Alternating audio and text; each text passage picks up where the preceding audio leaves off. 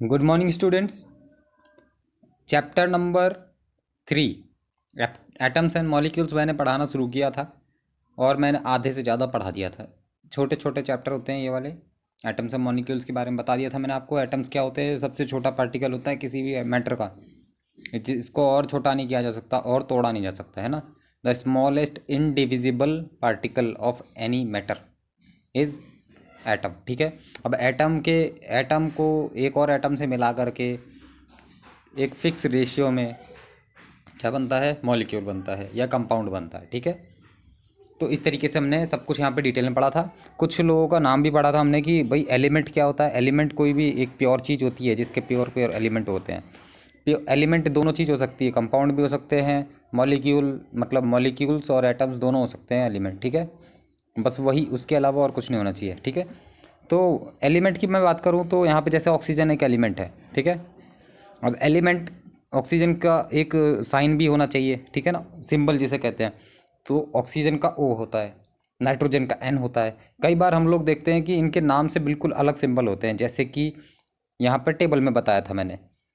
Sodium का नाइट्रियम होता है, लैटिन ओरिजिन के हिसाब से उनका नाम दिया जाता है। नाइट्रियम होता है तो Na होता है सोडियम का। ठीक है। इस तरीके से आप इन सबके ध्यान रखिए, और जो एनसीईआरटी में दिए हुए हैं उनको भी। आज मैं बताऊंगा आपको आयन, कटायन, अनायन, ये सब चीज़ें बताऊंगा। ठीक है। आयन क्या होता है? आयन होता है एक charge particle found by loss और गेन ऑफ एन इलेक्ट्रॉन। ठीक है। ये क्या होता है कि जब हम एक इलेक्ट्रॉन एक एटम में से निकाल लेते हैं। अच्छा, मैं पहले आपको थोड़ा सा एटम बता देता हूँ। मान लीजिए ये न्यूक्लियस है एटम का। ठीक है ना। एटम में न्यूक्लियस होता है और उसकी जो होती हैं कुछ ऑर्बिट्स होती हैं बाहर, इस तरीके से, है ना। यहाँ पर कुछ इलेक्ट्रॉन्स भी घूम रहे होते हैं, जैसे कि यहाँ पे घूम लेगा एक, यहाँ घूम लेगा एक, यहाँ घूम लेगा।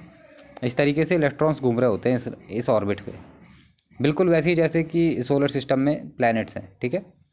और ये जो बीच का पोर्शन है ये वाला, ये है न्यूक्लियस। इसमें पॉजिटिव चार्ज होता है और जो इलेक्ट्रॉन होते हैं वो नेगेटिव चार्ज वाले होते हैं। ये जो पूरे दोनों सर्कल में है, इस तरीके के सर्कल ऐसे दो ही नहीं होते, ऐसा नहीं होता कि दो ही होते हैं, और भी होते हैं ना, इस तरीके से।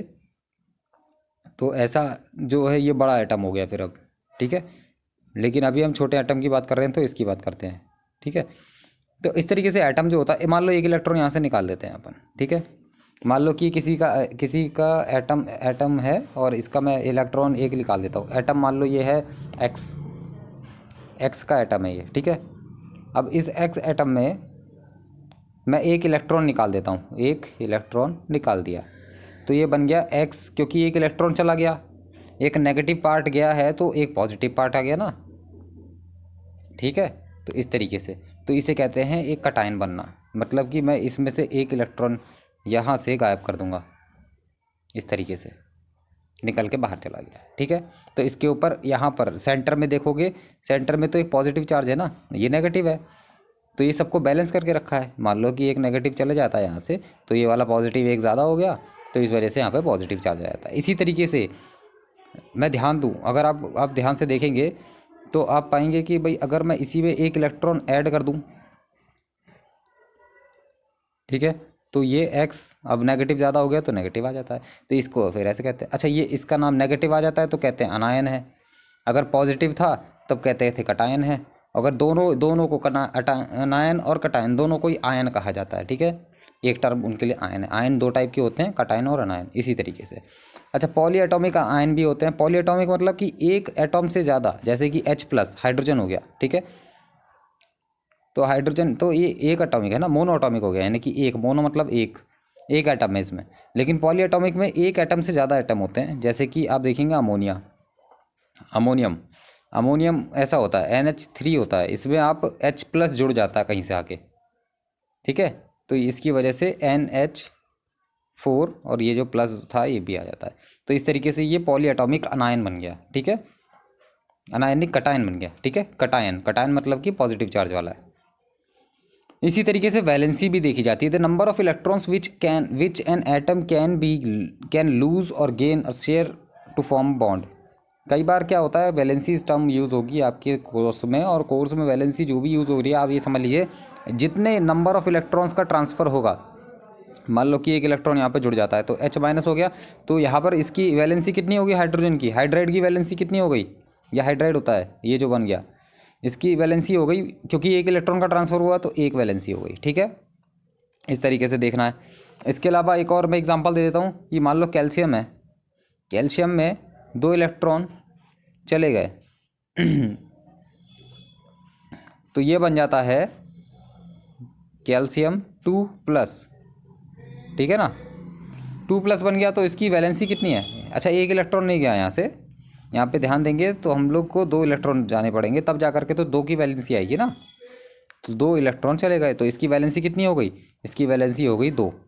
ये देखो 2 वैलेंसी हो गई। तो इसी तरीके से हम लोग यहाँ पर फैसला करते हैं कि वैलेंसी है कितनी। आगे बढ़ते हैं। केमिकल फॉर्मूला क्या होता है?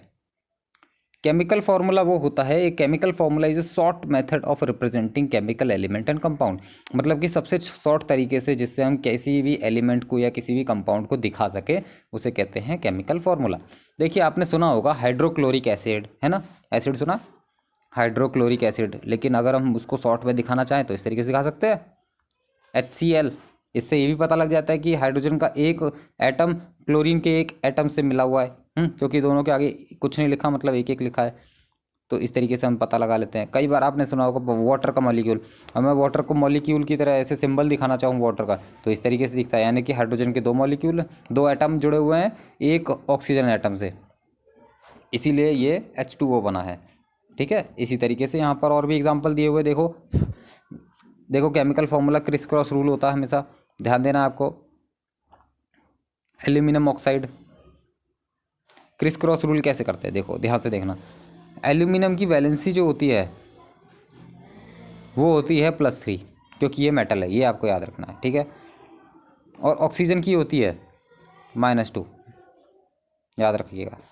तो क्रिस क्रॉस कैसे होता है?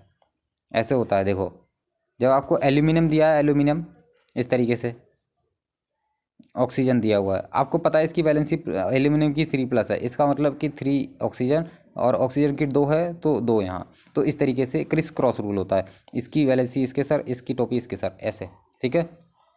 तो इस तरीके से आपको समझना होगा, क्रिस क्रॉस इसी को कहते हैं। आप एक बार एग्जाम्पल भी देख लेना यहाँ पर, ये पूरा इसी तरीके से दिखाएगा। ये देखो Al2 AlO3 AlO है एल्यूमिनियम ऑक्सीजन, तो फिर यहाँ पर दिया हुआ है कि एल्यूमिनियम और ऑक्सीजन की इतनी इतनी वैलेंसी होती है, इसके हिसाब से क्रिस क्रॉस के हिसाब से यहाँ पर Al2O3 बच जाता है। ध्यान से देख लिया आप, ठीक है। अभी रूल नंबर 2 देखो।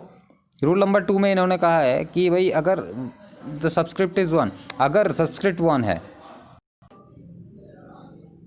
तो जब भी सबस्क्रिप्ट 1 हो, सबस्क्रिप्ट किसे कहते हैं, जैसे कि Al2 लिखा ना, ये जो 2 लिखा हमने ये सबस्क्रिप्ट है, ठीक है।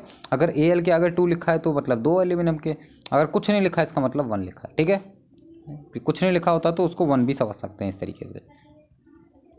तो ये दूसरा रूल है कि भाई सबस्क्रिप्ट अगर व्हेन सबस्क्रिप्ट इज 1 तो सबस्क्रिप्ट इज नॉट रिटन, जब 1 होता है तो उसको लिखा नहीं जाता, ध्यान देंगे। देखिए सोडियम होता है, सोडियम +1 होता है, क्लोरीन जो होता है वो -1 होता है। जब इन दोनों को आपस में जब ये एक मॉलिक्यूल बनाते हैं तो ये NaCl बना लेते हैं। देखो क्रिस क्रॉस अगर इस तरीके से भी करेंगे तो इसका 1 इसके नीचे आ जाएगा, यहाँ पर इसका 1 यहाँ आ जाएगा, तो 1 को लिखते नहीं है, ठीक है। रूल नंबर 3, इसमें बताया गया है कि valency of both element numerically equal the subscript are not also not written. अगर वैल्यू जो होती है वैलेंसी की दोनों एटम के अंदर या दोनों जो होते हैं एलिमेंट होते हैं, जैसे कि यहाँ पर देख लीजिए कैल्शियम और ऑक्साइड दोनों की वैलेंसी देख लीजिए सेम है, वैलेंसी दोनों की ही +2, एक की +2 है एक की -2 है, तो नंबर में तो सेम है ना, 2 हैं दोनों की, ठीक है। तो इसीलिए इन दोनों की भी सबस्क्रिप्ट नहीं लिखा जा रहा है, जैसे कि 1 में नहीं लिखा गया था। तो यही समझा जाता है कि एक एटम Ca का है और एक एटम है ऑक्सीजन का, ठीक है। और दोनों की वैलेंसी तो सेम ही है, मतलब 2 है ना, ऐसे। आगे बढ़ेंगे। एक चौथा रूल है यहाँ पर कि when there are multiple number of the individual polyatomic parentheses must be used to separate the polyatomic ions from the subscript, ठीक है।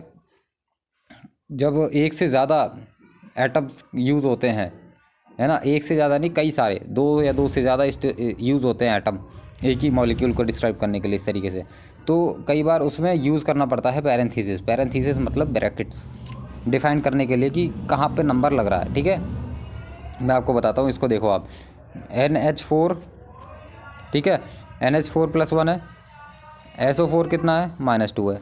अब देखो यहाँ पर अगर इन दोनों को हम जोड़ेंगे तो एक एक एटम की तरह जुड़ेगा ना, ये जब एक एटम की तरह जुड़ेगा, ये भी एक एटम की तरह जुड़ेगा, तो इसका 1 इधर आ जाएगा, इसका 2 इधर आ जाएगा, ठीक है। बिल्कुल ऐसे ही देखोगे तो यहाँ पे एग्जाम्पल दिख रहा है, ठीक है। NH4 लिखा हुआ है, ये NH4+1 था, अच्छा उसका SO4 2 का 2 इधर नीचे आ गया, और NH4+1 का 1 SO4 के पास चला गया यहाँ पर, ठीक है। तो उसके 1 लिखने की ज़रूरत नहीं पड़ती, इसलिए ब्रैकेट भी नहीं लगाया उन्होंने, ठीक है। आगे बढ़ेंगे। तो इसी तरीके से कुछ एग्जाम्पल भी यहाँ पर दिए हुए हैं, एग्जाम्पल पढ़ लीजिए आप, एग्जाम्पल की वजह से आपको मदद मिलेगी। मोल कंसेप्ट मैं पढ़ा दूंगा आपको नेक्स्ट में, क्योंकि इसमें होगी कैलकुलेशन, ठीक है। वैसे आप चाहो तो मैं यहाँ पे ही पढ़ा सकता हूँ, लेकिन आप लोग बहुत जल्दी बोर हो जाते होगे, इसीलिए मैंने आपको थोड़ा सा टाइम दिया है। कल मैं पढ़ा दूंगा, इसको पूरा ख़त्म कर दूंगा, ठीक है। आप यहाँ तक इसको पढ़ लीजिएगा, एग्जाम्पल तक। Thank you.